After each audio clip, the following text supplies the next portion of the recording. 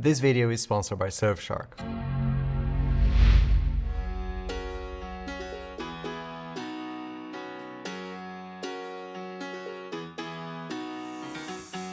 Every day I see miserable people doing things they hate just to fit in. I know it's easier to get along peacefully, but What? thought about you. Don't know why I This is the brand new, cheap as chips Apple M2 Mac Mini. By now you've seen many YouTubers tell you how great this M2 Mac Mini is for video editing, so I'm not gonna bother with that, which brings me to the title of this video. There are scenarios when you should go with the M2 Pro Mac Mini model, and I will discuss those scenarios here as well. And yes, the YouTubers are right, the M2 Mac Mini can edit videos, pretty much just like the M1 Mac Mini could. And pretty much like every single computer that Apple released with the M chip. There are many reasons why the M2 Pro model makes a lot of sense to a lot of people, but I have to appreciate that a lot of you, like myself, might be looking at the cheaper base model M2 Mac Mini. And I'm sorry if you watch those videos that are scaremongering telling you not to buy this.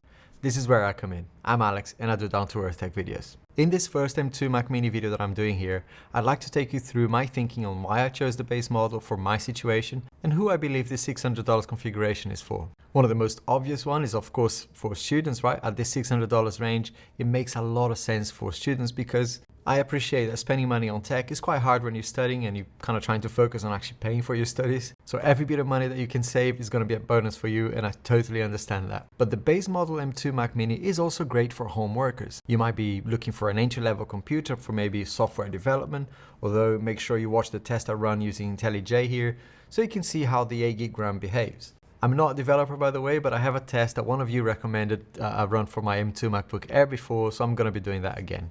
Another scenario where I see this machine really working is where your laptop never leaves the desk anyway and is so slow and overheating right now, but you don't want to spend thousands on a new laptop. Well, this will be a much quieter, more capable machine if you're okay with it never leaving the desk, right? And if you need Windows for your work, as you can see in this video, I'm able to run Windows inside it like a virtual machine and even play high-end cloud games as well without any issues. Well, there are a couple of caveats when it comes to gaming, which I will cover later in this video. I bought the M1 Mac Mini previously as a bit of a backup whilst my old laptop, which I had lost, was being replaced by my insurance. I was actually going to return it, but the thing is, I liked it so much that it now lives here permanently in the studio.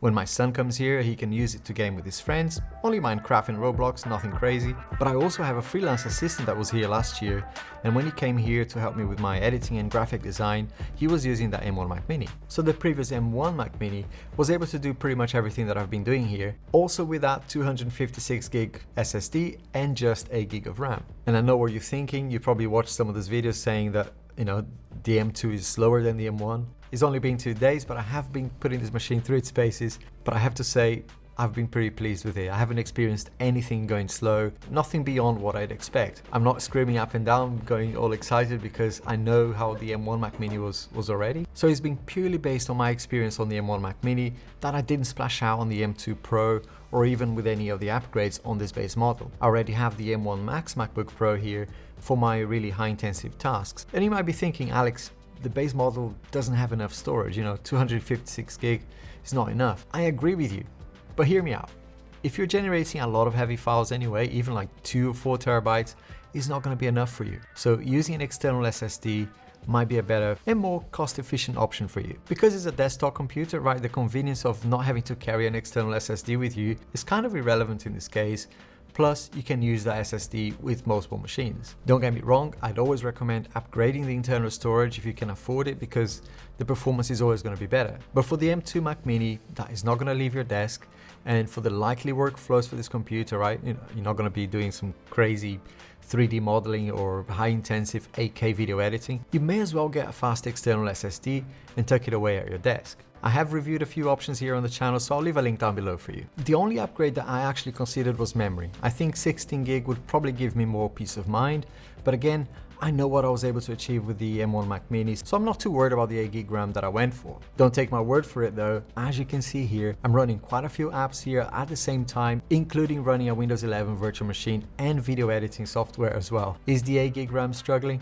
I'd say no. macOS is managing the memory really well, it's doing what it's supposed to do. Sure, we're seeing quite a lot of swap memory. If you're not familiar with memory swapping, this is basically where the system uses your local storage for a bit of memory management. Again, because it's a slower based on benchmarks, and you might be thinking, hang on, that swap memory is going to make everything go slow. In my experience, it was using sometimes even up to 2 gig of swap, which is a lot, but I wasn't seeing any sort of lagginess or anything like that. Ideally, you don't want to see memory swapping happening a lot, but in this example, I'm being very silly. This is not how I typically work, and I'm sure that's not how many people work. With a more realistic sort of workflow here, I still have quite a few things open. I've got about 15 tabs open, a few apps still running, but no Windows, no gaming. The memory now is 4 gig, so I'm using half of the memory available here. This is probably the limit of what most people would do. Some Microsoft Office stuff and, watching some content and a few apps, right? Nothing crazy. Some messaging, listening to Spotify, and that's it. Actually, one thing I noticed that is interesting is the speakers on this are very bad, right? They're almost non-existent. I was rushing a little bit to get this video out and I didn't plug my monitor speakers in, and you're not gonna get music production level quality here, but if you don't have speakers on day one, you can totally get by on this until you get some proper speakers. No speakers, no problem.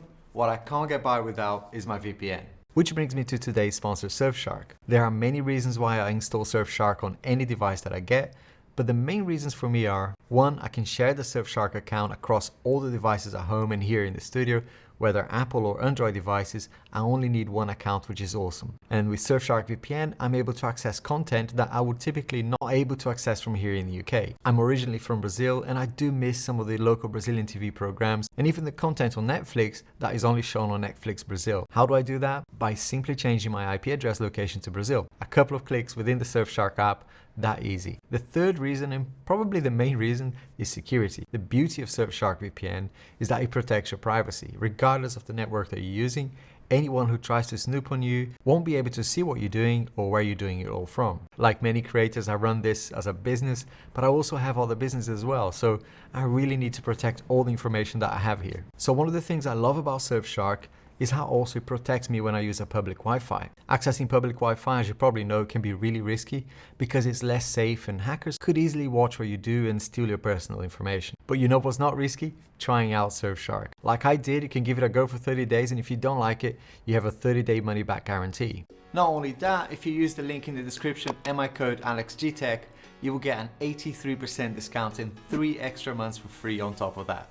I'm actually booking some travel soon, and another great benefit of Surfshark VPN is that you can buy cheaper flights by doing the same thing and just changing your IP location to another country. Many shopping websites, not just air companies, base their prices on your locations. And talking about pricing, out of all of the services that I subscribe to, Surfshark is actually the cheapest. It's costing me just under £2 a month. Like I said, they have a fantastic 83% off deal for you right now, and using my promo code AlexGTech will give you an extra 3 months for free. And thanks again Surfshark for sponsoring this video. Going back to the base model specs like 8 gig and 256 gig SSD, I do think it's criminal to start with those numbers in 2023, but for the vast majority of us, it will be good enough for a long time. I'd love to see 1 terabyte being the starting point for all computers and tablets and things like that. But as we all know, this is where Apple and others make money, right? In the app sale. Having said that, I feel that unless Apple changes things drastically with the OS and the apps that I use, I'm pretty sure that this configuration will be fine for a long time. Right, so in this test, we're gonna do some coding. I'm not a coder, but I've got some instructions from Michael, who did this for me for the M2 MacBook Air before, and I think it's gonna work here as well, so we're gonna do it. So I recommend, if you're doing multitasking, to close Adobe if you're not using, because that would make a big difference. For this test, I'm gonna leave it open. In terms of memory, as you can see on the screen here, we've got almost 7 gig being used, and yeah, all of this stuff open here. It generates these fractals, which is a crazy image, and it takes a lot of the processing power. So let's see, let's say 16. Actually, let's say 12 for now.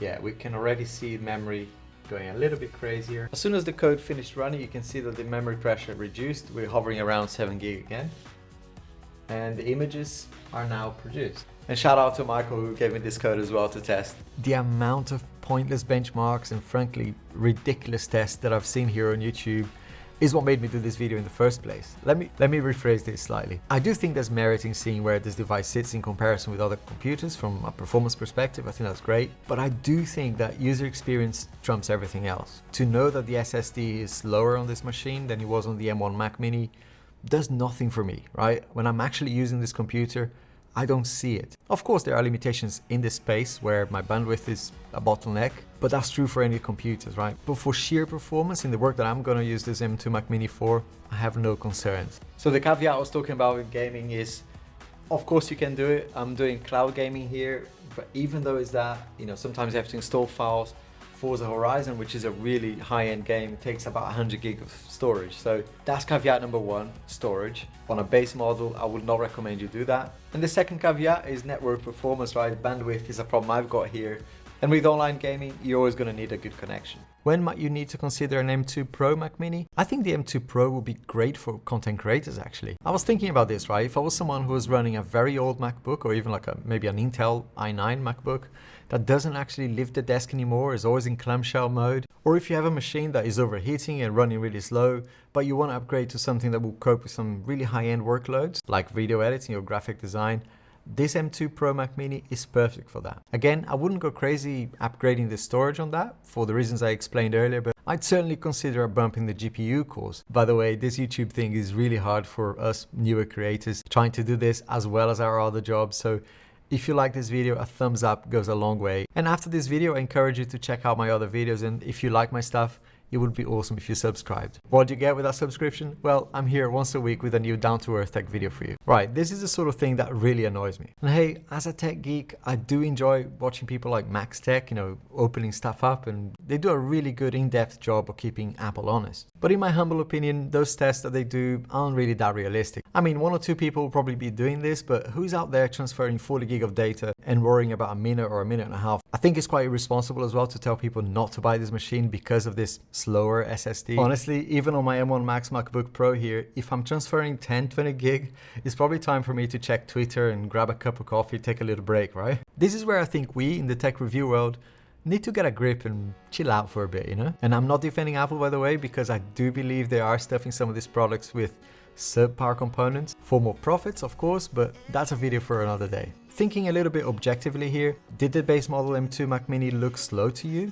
With all this work here that I'm doing at the same time? Sure, like I said, it doesn't take long for memory swapping to start happening, but despite that, it did not frustrate me or make me slow down my work. If I'm able to do all of these tasks comfortably on a $600 machine, who gives a shit what the benchmarks say? See you soon.